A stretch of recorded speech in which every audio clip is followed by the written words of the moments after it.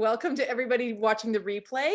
And, by making this more interactive, I think the idea is that we're going to address some of our planning issues, some of our wins, and maybe just the current state of our, productivity, if you're feeling sort of like I am.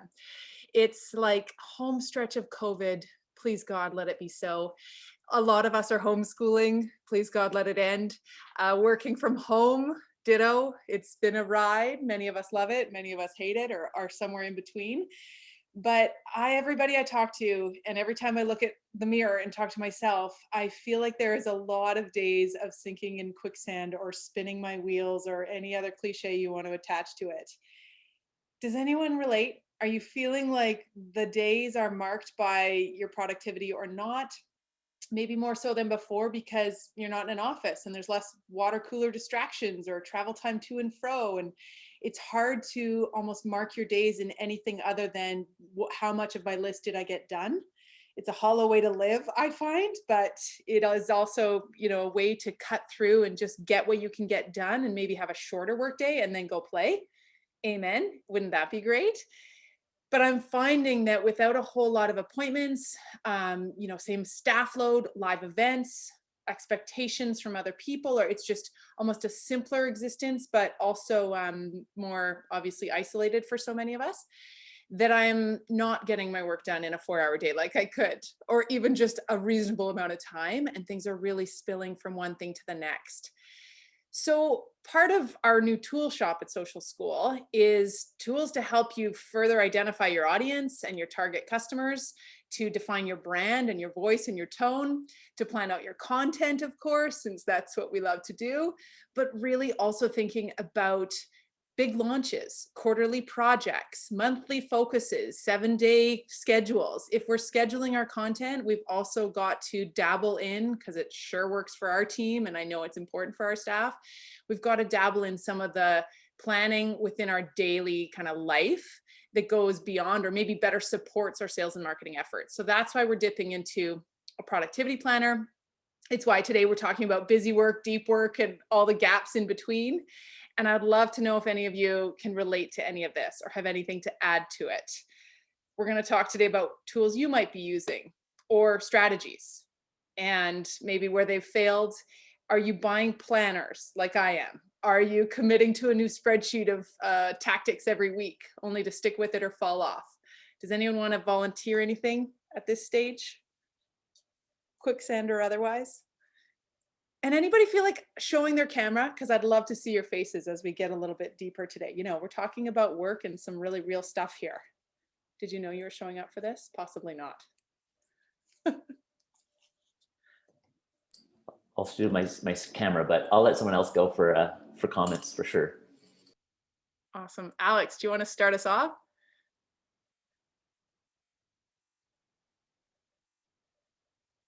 Oh, I think you're still muted. If I can have my phone to work, sorry. That's all right. We've been using a content calendar on a spreadsheet that seems to be working a bit. Running some staff engagement contests for more content. Cool. Planning a contest for June, and getting our posts a little further out. Because having to post like the week of, it's really challenging. Totally. Do you find, can I call you Alex or do you prefer Alex? Yes, either one works. Do you find that if you don't map out your days, like your own internal marketing team or day-to-day workings, of your productivity or planning internally, does it affect you getting your content out? I guess what I'm trying to say is, does it fall off the map first or faster than other things?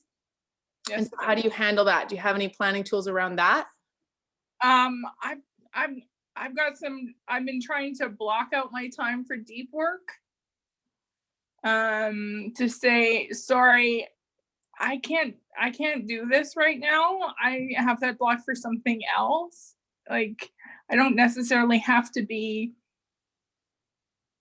paying attention to that right now. It can wait. Time blocking. I find I've tried to do lists before, Sometimes I get overwhelmed with the fact that you didn't get anything done today, Yeah. or the things you wanted to get done.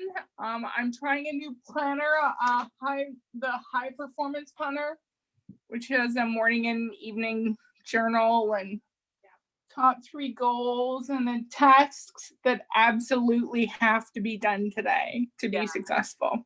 Do you try to come up with, say, 3, or how many absolutely must do tasks do you find you can accomplish in a day?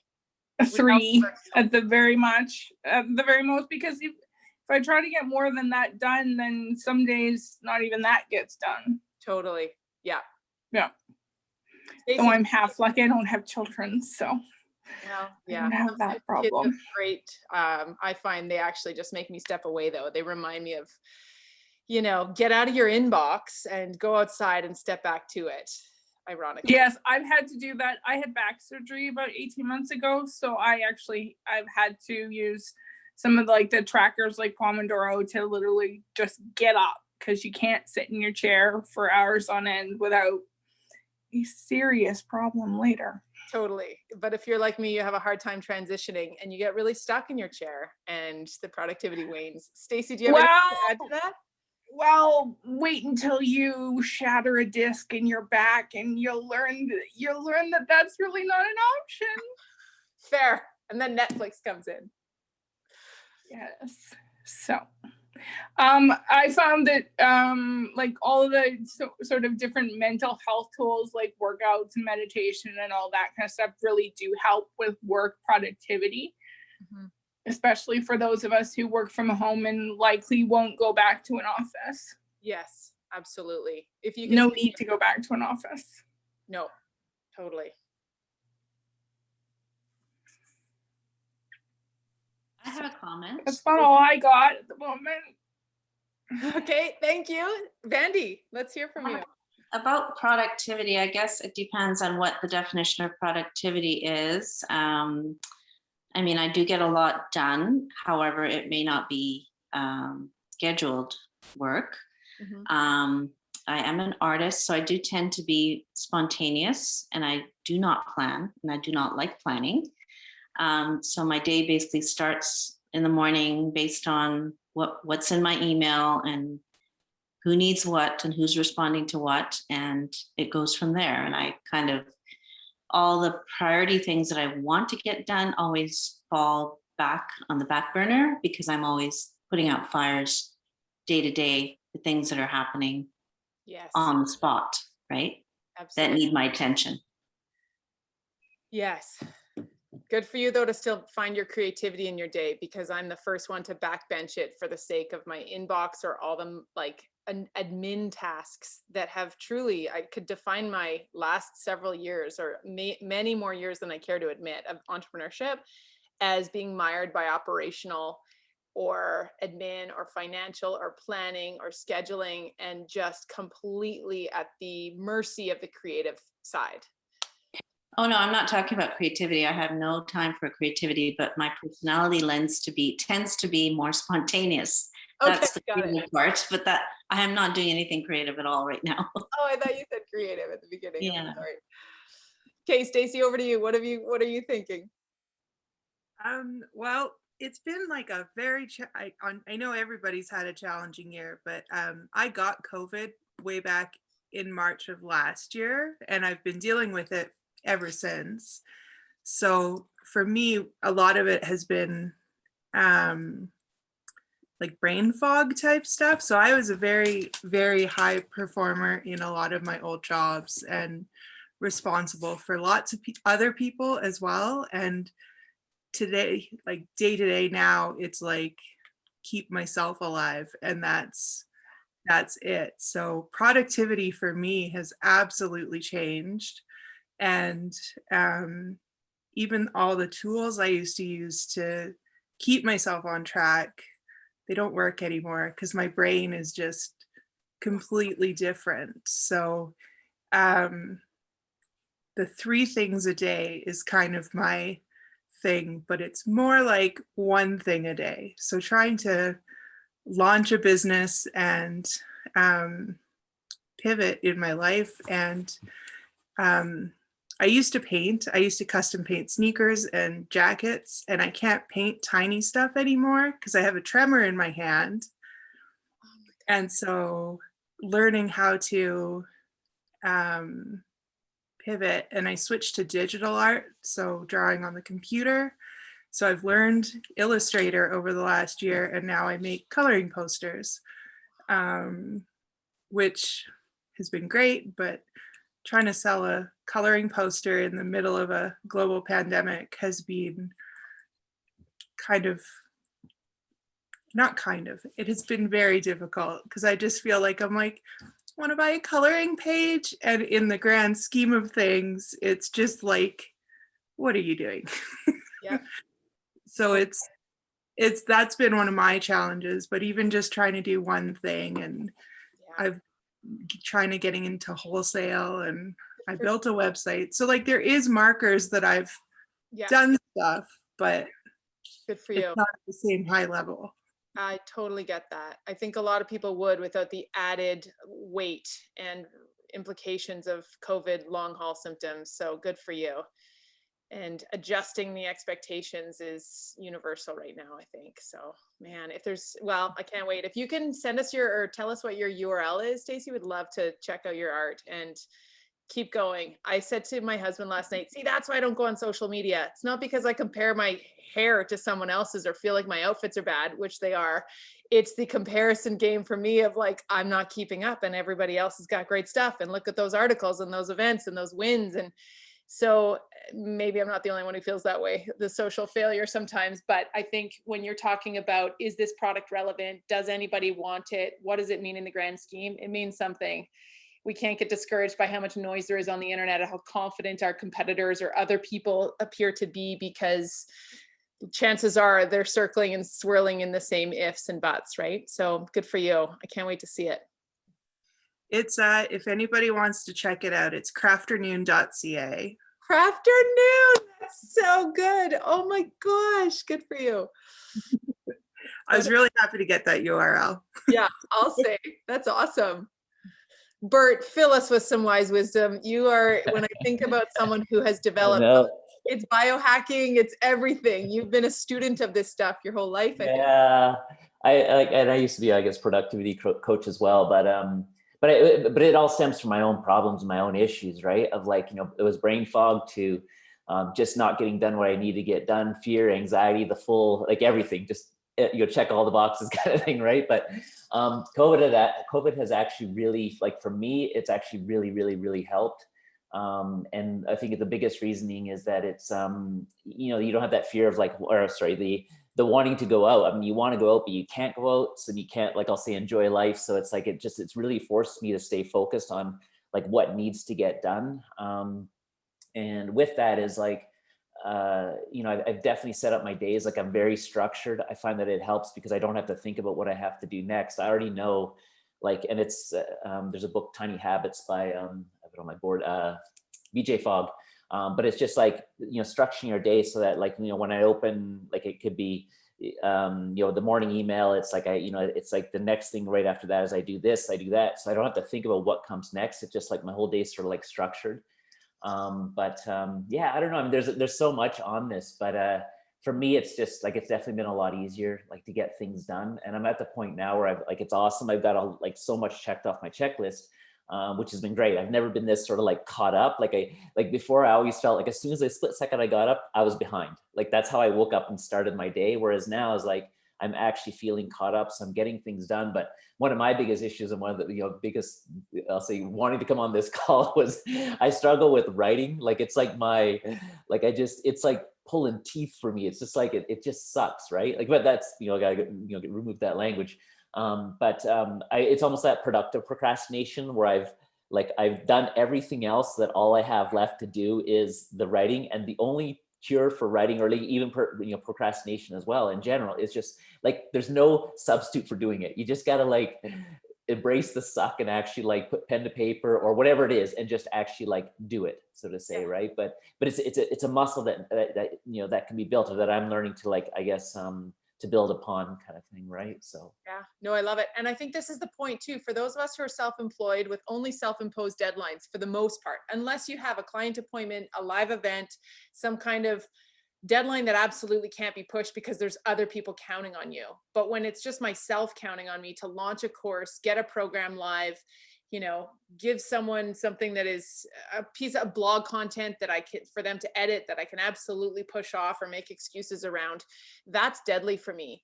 And I think that that's a shift for a lot of people now that more of us have moved to self-employment, or there's that many more contractors versus full-time employees. And so there's a reality to that.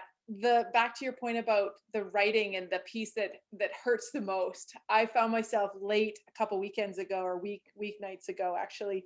It was really late, and I was like, "Go to bed, Kelly. What are you doing?" And then I stopped and I thought to myself, "What am I avoiding right now?" Because I wouldn't let myself go to sleep and stop doing this dumb work that I was working on, like literally fancifying a slide deck, versus diving into, for me, the development of the hard slide deck, the new program that was due and desperately overdue. Like it was needed to get done. But it's just so interesting when I don't say, clear my brain, stop thinking, have some meditation, and I let my overactive brain, ADHD, run. It's really then difficult for me to sit down and do the hard work. I mean, that's such an obvious statement, but without those silent moments in between and the white space to come back to, that hard stuff is so much harder, even though it's really not that hard. You get into it and you're like, okay. But then I really relate to, that's where community and accountability I find is so helpful too, because back in the days of large corporate environments, or my newsroom days where the editor was standing over me like, 5 o'clock, get your article in, your column's due today because we're going to print at 7 p.m. every day. There was no choice to be a perfectionist. That option wasn't there.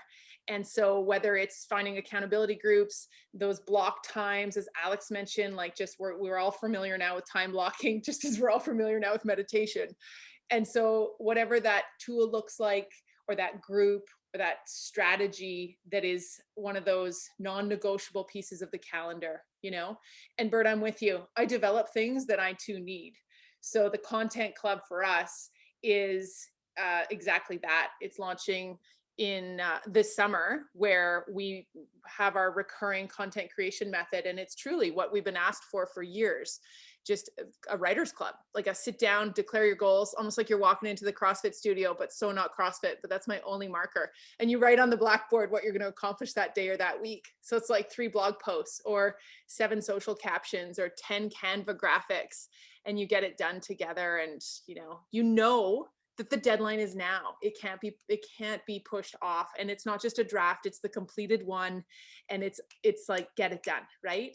For those of us that struggle with perfection and procrastination, I think you hit the nail on the head when you ask that question of what am I avoiding right now. I think that's the absolute key, because it's like, and look for the habits of, like, I think it was Ramit Sethi, the I Will Teach You to Be Rich, but he got someone to pay him, or he paid someone to slap him whenever he went to Facebook. But the reason why he was going to Facebook was because he was avoiding whatever needed to actually get done, right? So but that's a huge question. And I know that for me, it's like I'm an emotional eater. So it's like whenever I'm avoiding something, I'll just go, I want to go grab something to eat, right? But I know that that's my trigger. And okay, what am I avoiding? And it's like, okay, reel myself back in and start wherever I need to start. So Totally. Oh, I love it. Okay, this is awesome. Thanks for that start, everybody. I'm going to take us through a few tactics. I am by no means an expert, but I have become a bit of a student in productivity since COVID began, and for all the reasons we've just talked about. It's long been a struggle for me, and that tendency towards perfectionism might be different for you, in that it's a tendency towards avoidance or lack of creativity, whatever it is, fear of, following your dream job or launching something that you've been meaning to do. It doesn't really matter what the crux is, but I think there are some planning tools here that I've developed with my team and through a lot of research into what do we need now to help us, yes, do our sales and marketing better, get our content to the finish line, but also, as many of us are entrepreneurs and small business owners or contractors now, or remote workers, just hopefully adding a few more options to your toolkit. I'm presenting for the first time to you the productivity planner that's going live in our tool shop next week that I'm pretty excited about. Can't wait to hear your feedback. And by no means do these tools complete the entire picture of course, what people are looking for in their own kind of planning and productivity toolkit, but hopefully it's a start, or that there's just a few things in here that might help you in your go forward. So we've talked about some of these things already, but essentially, if you feel like you're spinning your wheels, or like you stand in your kitchen some days like me and you feel like you're sinking in quicksand, because you're damned if you do, you're damned if you don't. If I go out and I get some fresh air and go camping or spend time with my kids at the park, I'm going to feel better, but I absolutely need to get this thing done. And it's this constant kind of battle, especially as expectations are higher than ever in corporate environments, or from our marketing clients, or our sales and revenue goals. There's more workloads. I spoke with a girlfriend of mine in a restaurant. She's like, we're still being paid less yesterday. We're being paid less than we were before COVID. We've added 3 new restaurant properties to the mix, and our workloads have quadrupled because of all the added COVID things. So how do I possibly keep up? Or maybe you're just someone who's got the added pressures of homeschooling or whatever. You've lost your job, your situation's changed. You're like Stacy and you're dealing with really devastating long-term COVID effects. We've all got some realities right now that I think more than ever, we need to pull back, regroup, prioritize, but that's just rhetoric if we don't actually have a plan for how we're going to do that. So most of you familiar with Social School. We've been at this a long time, and we've really shifted to an online delivery method in the last 6 months. We hope to go back to live events one day, but for now we're really doubling down on building out our academy with the tools and courses and training that we know are needed today from small business owners and marketers just like you guys, and hopefully giving you as much resources as we can so that you're better equipped to go forward with your ventures or your professional careers. Social Market, we're really excited about. It's our matchmaking of contractors with clients. At least 3 times a day, I'm asked, do you know anyone? And I play matchmaker a lot, as does our team, with clients who need a website built, ad campaigns run, a strategy developed, and then they can do it themselves. Or they've learned enough about Instagram, but they still need help with photography.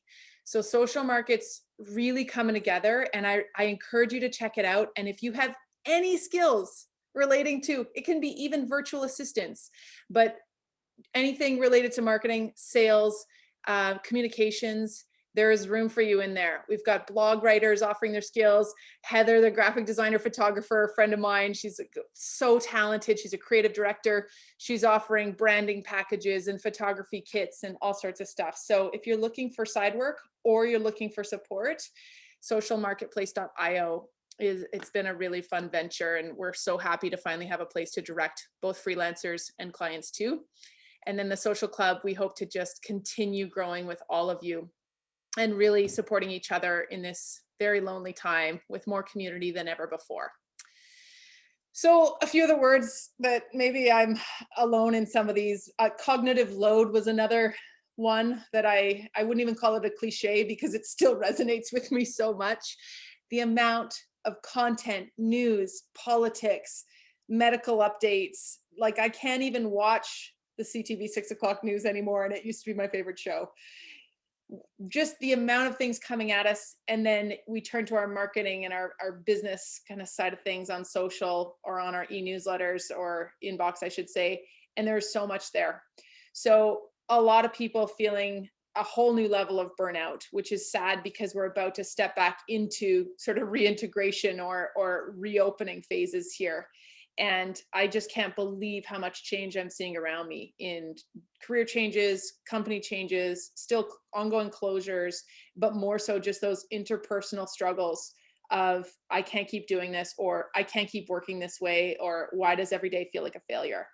One of my favorite books is called Faster Than Normal by Peter Shankman. It's actually about the ADHD brain, or just a brain that moves quickly, like my son's and mine. We have a hard time with attention spans. And he talked about one of the most profound things is how he likes to feel at the end of the day. And I don't know if you relate to this, but he uses 3 words. Of course, I can't remember the exact words are, but for me, it's like fulfilled, rested, and joyful. Like not that sense of racing to the end of the day and you get there and you only really accomplished a bunch of email or updating your budget or putting out 17 fires, but not any of that deep work that you know is going to move the needle on your business, connect you with your customers, feel like you actually shipped something, as Seth Godin would say. You accomplished something that makes you feel of value or that your company will get noticed for. Maybe not tomorrow, but long term, it's building that. And you've heard me say a million times, content marketing does exactly those things. On the whole, sure, it sounds like a big bit of jargon, but if you're thinking about YouTube videos week after month after month after month and how they start to land, or deep, rich LinkedIn articles just once a month that you've strategized and mapped out in advance that really start to get you noticed and attract people to you, and how you do it consistently so that people can start to trust you and turn to you and see you as a resource. Media see you as a resource that they turn to for comment. Competitors see you as someone who's really making waves and attracting all sorts of people. And of course, customers and prospects are magnetized to you as well because they know that you know what you're talking about and you're not choosing all of those little busy tasks like inbox and, you know, ongoing kind of administrative tasks over the deeper stuff that moves the needle. It's hard for some of us who like to keep a clean inbox and a clean house and everything has to be just right before I can sit down to be creative. But backbenching those creative aspects of your life is not where we need to be. So yes, we can subscribe to the old adage, fail to plan, you're planning to fail, but in reality, that's not what any of us are purposely doing. We're just having a bit of a hard time, I think, keeping up with it all, especially as it relates to marketing or modern digital platforms that are almost impossible to keep up with on a good day with a big team. So we turn to some of the more tactical executionary things, that's a word, executionary, but like the content pillars that help us divide up our content, the categories that make it interesting, the how-tos, did you knows, behind the scenes, the content types even, some video content here, long form blogs there, Instagram reels there, how much, how often, we have to determine all those things. These are all tactics that help us stay on track, sure. What platforms are we focusing on? We talk a bit about where you should be based on where your audience is and where they expect you to be. And then those realistic, sustainable cadences or frequency schedules that you can commit to and not completely fall off the horse with on week 2. I always ask myself before I begin something, whether it's a weekly workshop series or a live office hours on an ongoing basis, or when I was back as a competitive swimmer in the swimming pool and I would dive in and start doing something, but I knew I had to do that for 4 minutes straight, I would say, is this pace sustainable? And if not, dial it down a tiny bit or amplify it, whatever it is. We can always add on, but I think a lot of us can relate to starting too gung-ho, recognizing how much work it is, and then falling off entirely. And then of course the tools and processes, which we've spoke about, especially over the last 3 weeks of Wednesday workshops, when we looked at keystone content, our nicer method of content creation, which repeats monthly, a month in advance, and all of those kind of tools. So just to recap, your 3 to 4 main content buckets. This is important. If you're not going with educate, inspire, entertain, what are they? Let's think about this as we move forward. This is part of our planning, believe it or not. Content categories, I mentioned a few, but how are these going to kind of maybe stoke the creative fires for you and think about, yes, I can get that done, or yes, I feel inspired again. Every time I'm feeling extremely overwhelmed or behind, it's when I sit down and I find inspiration from my favorite blogger or my favorite video YouTube channel or some kind of suggestive list like this that I'm like, yeah, more interviews. Why aren't I doing some of that? And I bookmark them in my inbox as inspiration or examples of great stuff. This is where we find our R&D, rip off and maybe duplicate, or just find inspiration from. We talked a lot about the 13 topics times 4 pillars. And we have a tool for that now, which is pretty cool, the blog planner. And then it repeats in a bit of a bigger basis in the content planner, which is, again, launching in our tool shop next week. And the idea here is that you dump in your 4 pillars or 3, or whatever you need. And if you can come up with a bunch of topics based on the leading questions we ask you as part of the video series that goes with each of these $19 or $29 planners, is that it pulls that expertise out of you. And suddenly and then you layer in the how-to version of that article, or the did you know, or the customer interview. And suddenly you've got this really kind of interesting content map. And if you can come up with 52 of those topics, or even 26 to get you through the next 6 months, amazing. But the more that we map out these big themes for the week, we call it the keystone content piece, then we can repurpose and have all of those little pieces drip off from that. If my keystone content platform is YouTube, and I film a Wednesday workshop every Wednesday that I can't avoid and I can't cancel thanks to you guys, then I know from here, I can pull out the transcript, turn it into a blog. I can pull out social sound bites from that transcript and schedule 10 posts for the 7 days after. And I can tee up next week's Wednesday workshop topic, my keystone content, because it's coming and that would be crazy not to. So I've got e-newsletter content, and I've got this kind of now repeating cycle, which is really, really helpful. Whatever your content pillars look like, they're a little bit more specific to you than educate, entertain, inspire, but you get the idea. Mine are less emotional. I'm breaking all of our usual rules here, and I'm housing them in our main products. So if I've got 4 big marquee offerings, programs, milestones, events, fundraisers throughout the year, that could be my content pillars, and I might heavily weight them into whatever quarter they fall in. I can still have other content sneak in there, but it's really going to nicely sort of set up my quarter with some springboard content. I'm going to look to my analytics, and I'm going to see how this is working in the same way that I would check back and see how productive I was that week and whether I accomplished my 3 main tasks for the day. But I'm knowing what platforms and tactics to focus on because I know where my people are. And this is how I plan, where, also the what, when, and how often I'm going to post.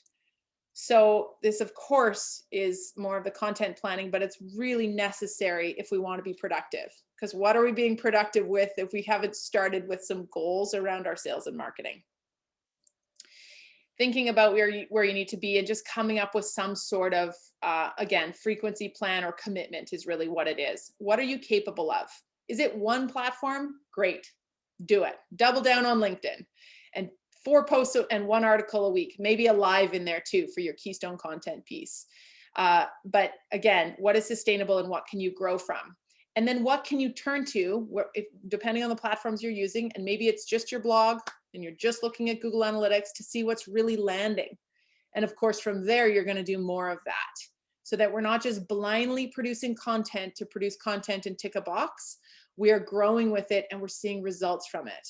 And yes, we can see results that move the needle and drive revenue because there's millions of businesses that are doing it with unpaid or organic content, strategically planned out in advance and iterated and optimized as it goes. Even if you have 52 weeks of topics, doesn't mean that you can't further flesh them out with the kind of stuff that's really resonating in the months ahead when the time comes. And if you need more intel on social insights, we have a new lab as well that is all about optimizing and analyzing. And a lot of people, I think, fall short of that. And it's such an important step. So the content planner is another one of our tools that I'm super excited to tell you about. And same thing, it just basically says, what are my pillars? What are my platforms? And then how often would I like to post to each of them? And I really like incorporating it into my topics because then I can see it all in one place and we can actually put dates to it, click to Trello calendar view and start to see it in a really nice calendar. Or perhaps you're just using something like Trello or a Google spreadsheet or scrap paper to map it out, and then you're pulling it into your scheduling tool. Trello is not a social media scheduling tool. It's a planner, digital sticky notes that you can move around, share with your team, add dates to, etc. But from there, past the project management side, how are you scheduling some of your content so that you stay on track with it? We like to say 50% scheduled, 50% live on the fly. But whatever works for you. So I've developed my queue slots. I create my content bank, and that content's going to fire out automatically. That's Content Studio. It's a great tool, and it's listed in our tool shop of preferred preferred platforms. But you might have one that doesn't necessarily have it that sophisticated. It's just got a scheduler, and you add them without pre-categorizing or creating a schedule. Bottom line, We need to work in advance. You need to have a visual representation of what's going out when, on what platforms. If you want to repurpose content, as I'm doing in some instances, by all means, it's not going to be the end of the world. Algorithms affect and filter enough things that it's not like 5 years ago where if you posted the same or similar content to Facebook, Twitter, LinkedIn, everybody was going to see it. Particularly if it's keystone content, quality over quantity, people are okay with seeing it more than once, or you should be confidently wanting to ensure they see it at least once, if not more than once, to hit it home, because we're not just puking out 48 tweets a week anymore. We're really thinking about what goes out there. Lastly, on the content scheduling side, we talked about the nicer method of content creation, which is what we're going to be operating in the Content Club with our monthly membership of publishers, posters, content wizards, where we're at the start of the quarter. So you'll see this in a minute as part of our productivity planner, our 90-day plan. What is our big goal for that month? Is if there's a bigger project at hand or a big launch. And then also just sort of the themes for the 90 days ahead, month by month or week by week. And then when it gets into the month in advance, so if we're creating content for July, June 1, first week of June, on Tuesday for 3 hours or 2-hour block, we're ideating. We're literally pulling in those topics and we're further fleshing them out. We're adding notes to it. I think this topic could be about this, this, and this. And then here's, the blog draft, and here's the e-newsletter copy or the social content, etc. In week 2, we're crafting it more specifically. We're adding that imagery, those graphics. And then in week 3, we're editing and scheduling. So there's no looking back. Week 3 of the month before, your content should be good to go, ready to roll out. And yes, while we can add a lot of live stuff, stories, maybe an odd reel, an Instagram live, or your weekly workshop, something that's office hours related, or live videos, if that's your thing. You can do that on the fly in the time being, but this evergreen or pre-planned content is not going to be derailed, by whatever happens that week on Instagram with the algorithm change. We're talking about the sort of things in our business that relate to our pillars, that make sense, and we don't have to worry about doing it live, which is really difficult, or on the fly the week of. We can pre-plan it and pre-write it. So there's a lot in there. Everything from, within each little card, you can map out and write out all of the content if you like it to live in one place, like I do. You can tag things accordingly to whatever stage they're at. You can tag them by category and pillar. However deep you want, and however deep and nerdy you want to turn this little Trello board into, your sky's the limit. We are using this, we're teaching it, and we've refined it over the years. We've tried a lot through both my agency experience and then, a lot of education and teaching experience. We've tried a lot of high-priced planners and scheduling tools. And the bottom line is that you want something you can customize that doesn't cost a fortune, that is able to house everything from the initial ideation or strategy and brand kind of documents and pillars and categories, right down to the dates that they're being published, the deadlines, and the people that you're collaborating with, that you can tag them and move things along. So Trello is my favorite. I've come back to it after decades of finding and trying other more expensive tools. Hopefully you've got a process for publishing consistently. I can't tell you enough how much, when I am publishing consistently, I just feel better. Maybe that's just a personal thing, but it's a sense of accomplishment. It's a sense of engagement. It's not hiding out or avoiding.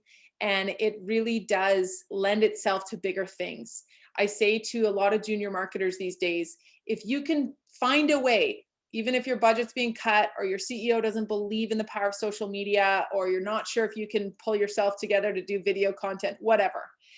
When you start to see results and you tie them to the revenue being earned, the clicks on your website, the goals being met, the sales being generated, which we can totally track now.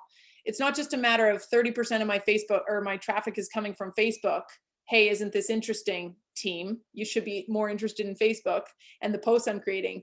But this particular post drove this amount of revenue on this week and then some. And it becomes really exciting. And you are proving your worth, but also just feeling like your marketing efforts are valuable. And there's nothing like working for free or for not a lot of great results to make you to lose the wind in your sails. So I can't say enough about how this is actually a tactic. It's maybe not as powerful as meditation and walks in the park, but consistency and exposure to your market and just stepping into it fearlessly, it really does generate a lot of good stuff. So we've talked about this old idea and just knowing that we've got a weekly, monthly plan in place there. But what about the time management of it all? And that's what we're really here to talk about today. Quarterly, monthly, weekly, daily. How are you getting your plans on paper and committing to them either on your own, with a team of contractors?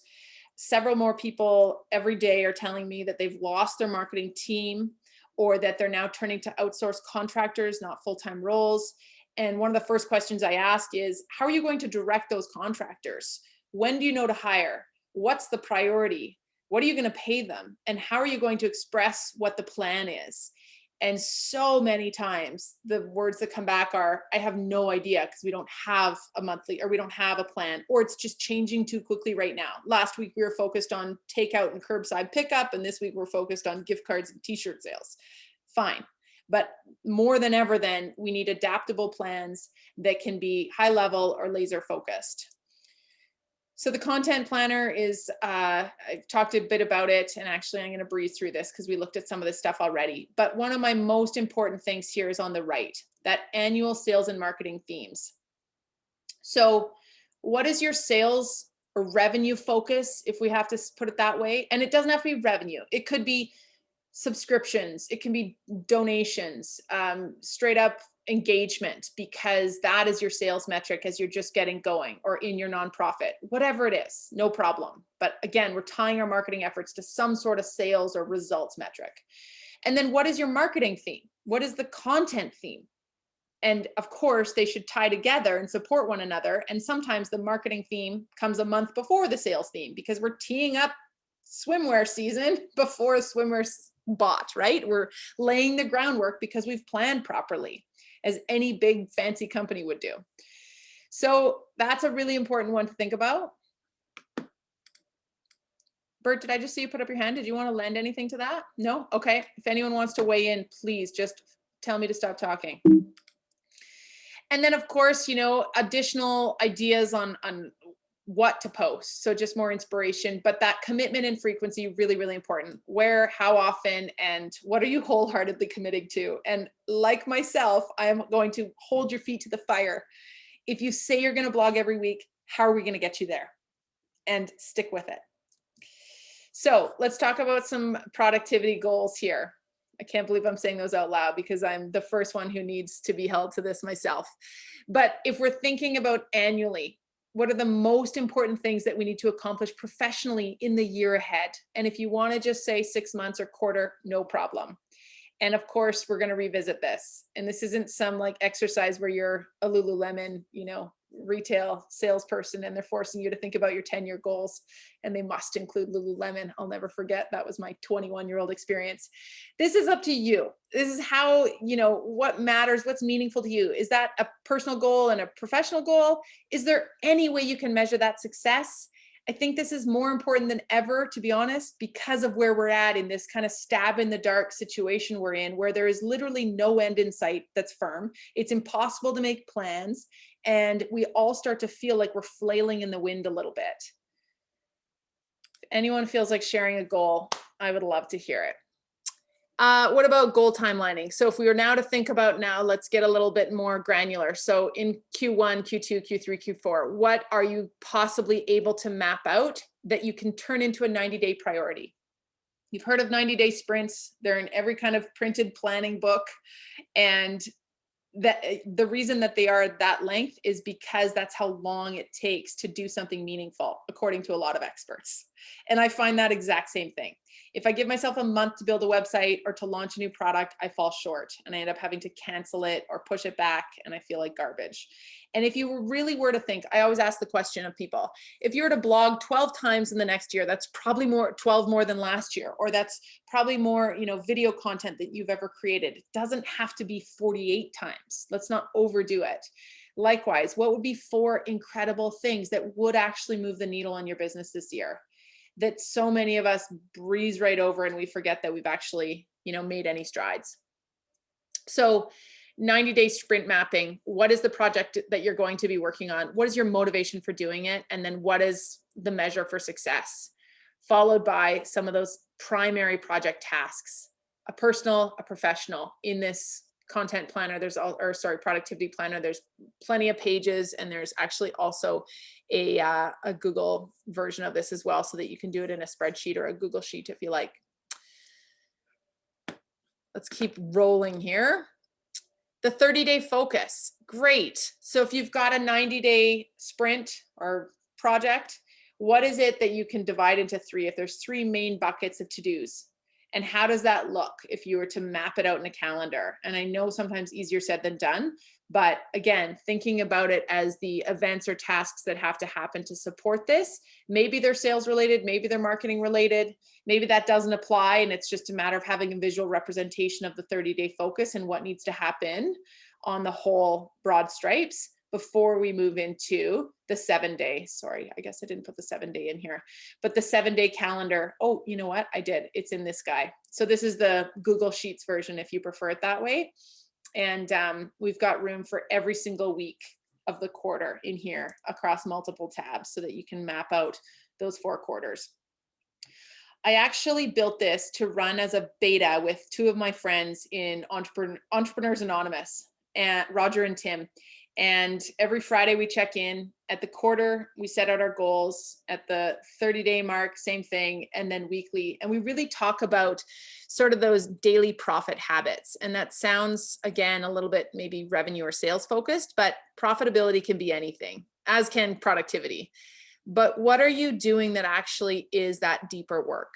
Even if it's a long game, like blogging, but it's not the daily tasks of check my email or adjust my calendar. We're talking about the 2 or 3 things or 1 thing each day that you did, that you accomplished and you went to sleep with, and you can describe in your 3 words or 1 word that makes you feel successful. And that builds on each other. What Bert had said earlier about small habits. So I invite you to check this out if you're interested, or build your own. This is a bonus sheet here where I have created a launch roadmap. This is another thing I see people struggle with a lot. So you're running or that you've got a big Christmas sales season. That's when you move into the black, and it's a huge opportunity for you, and you've got to prepare for it in, you're planning your Christmas campaign perhaps in June and July, because you have to create the assets and the content and hire the support staff and make the media buys in September. You need to submit your items to the whatever magazine Christmas gift guide by August. When they go to print, you have to plan in advance. And so you need a 12-week, let's call it 12-week, not 6-month calendar. When we were doing live conferences, we had a 9-week playbook. And if we didn't open that proverbial playbook and start doing those 9-week out tasks, and then do it 4 weeks later for the next city, and then 4 weeks later for the next city, we totally missed the boat.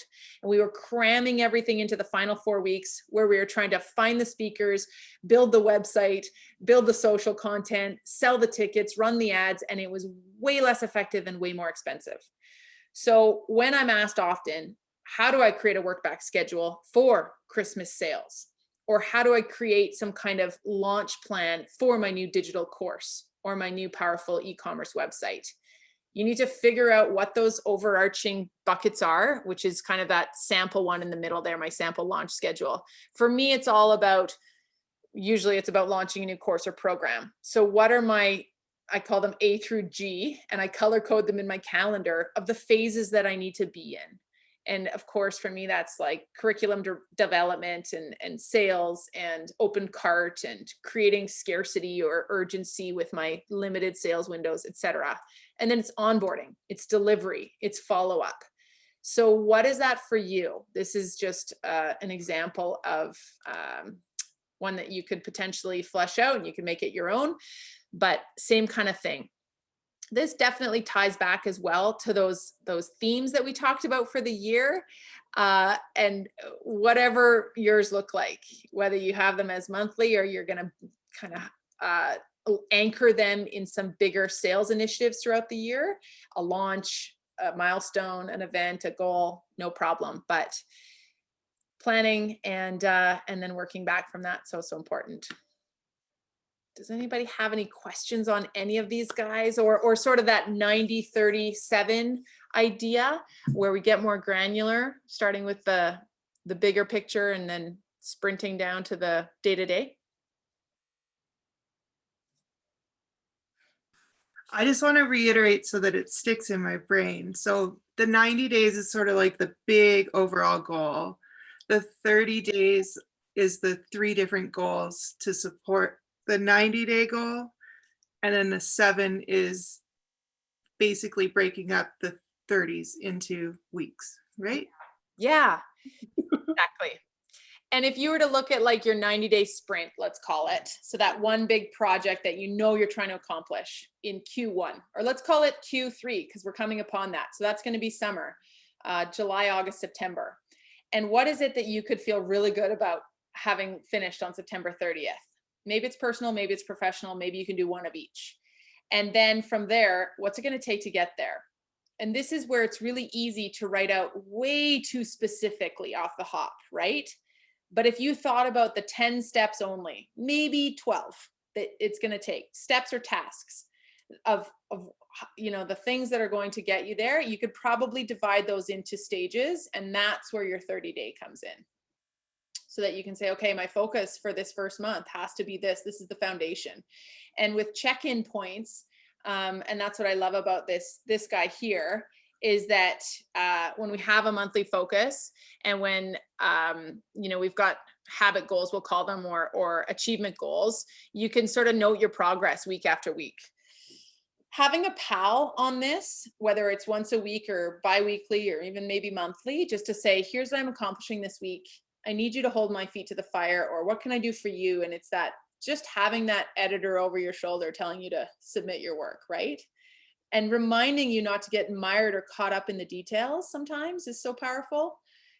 Calling you on your bullshit excuses or your avoidance tactics, helping you when you're at a roadblock and you need a break. And then I think really importantly, this is very personal and different for every human, but what resets you? Is it just straight up no working on the weekend? That for many of us would be a great starting point to come in refreshed on a Monday, and then the avoidance, the unproductiveness, and the feelings of failure or just constant blah, especially during COVID, might be a little lessened. It is like my goal going forward, but some days and some weeks it's really hard to do that. And then I really start to see it all fall off. And I said to my husband last night, he came home from work late. We're both kind of drowning in work right now as business owners and just trying to keep it together. And we have 2 homes for sale, and we're thinking about moving to Vancouver Island. There's just a lot going on. And then we're homeschooling. And I just looked at him, I said, I feel like I'm going to cry. And it's not even that it's the house stuff or all this real estate, everything. Like if we have to paint and patch another wall or clean another toilet, I'm going to lose my mind. But I'm grateful and it's all happening. But I said, it's the fact that I can't get to my day job. And it really is starting to affect me. And that's where the confidence stuff creeps in, or the total overwhelm where you can't even get started again, Your knowledge of an ADHD brain is Do you have too? exactly the same. On top of like all of this other brain fog stuff, the ADHD is in the back going like, Totally. you're the worst. You're terrible. No one likes you. Yeah. Oh my gosh. It sounds like But this I like. Yeah. It sounds, sorry to interrupt. So it sounds like this is a support call because I'm likely ADHD as well. I think a lot of us are. I mean, you call it whatever you want to, right? Like I've only learned more about myself because of COVID and my son, who's 9, who's definitely, on that spectrum. But I can make excuses like that too. I'm not saying it's not legit. I'm just trying to say that it doesn't have to be defined as that. I think there's just, sometimes when I describe how my brain works to other people, they're like, Kelly, that's how all of us feel. okay, you're right, I'm not so special. But it's coping tactics, no matter where you are. But modern day parenting, modern day entrepreneurship, COVID, everything, it's brought out a lot of suffering for a lot of people. And thus all we can do is talk about it and try and find tactics to cope. But thank you. Bert, do you have any thoughts for us, my friend? Never ending.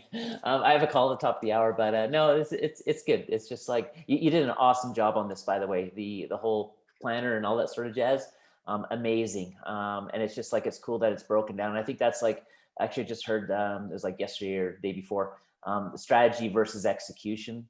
So it's like the strategy part, which is like what you've got there, and then there's like that sort of mental side, which is the execution. And I really think you got to like, you know, take a time, sit down, have it in your calendar, whatever it's going to take, and just like, you know, fight through that initial like getting started. But once after you get started, usually it's, you know, it's okay. It's the action leads to motivation, not the other way around kind of thing, right? So Yeah. but no, this is great. Like this is like it's awesome what you've done here. So Thanks, Bert. yeah. Really appreciate that. It's funny when you there's a lot of us, I think, talking into empty caves these days. Does anyone see this? Does anyone care? Does anyone notice what we're up to, or what my company's trying to do, or what I'm trying to do? And man, the entire thing that has been the wind in my sails has been this community. And I really appreciate you guys so much. So I hope that I can give back in the same way. And that's my goal. Awesome. Anybody, any final comments from anyone? I love that we've all kind of, self-helped our way through today. That's awesome. It is a strength and a weakness. I say that to my son all the time too. It's your superpower, but you got to rein it in. And some days are harder than others, and that's okay. It doesn't mean that we're complete failures on the days where we didn't feel like we accomplished anything. But I think that's the adult version comes down to that old word, productivity. But finding the joy, that's awesome, Stacey. I love it. Okay, everyone, I'll leave it there and let you get on with your Wednesdays. Thank you so much for joining, and I will catch you again soon, maybe Friday coffee. If you have any questions on anything that you're doing, marketing related, platform related, that's a really fun office hours chat, and lots of issues that come up that are, you know, facing us as marketers and entrepreneurs. So see you Friday, see you Wednesday, or online. Thanks, everyone. You guys, bye. Bye.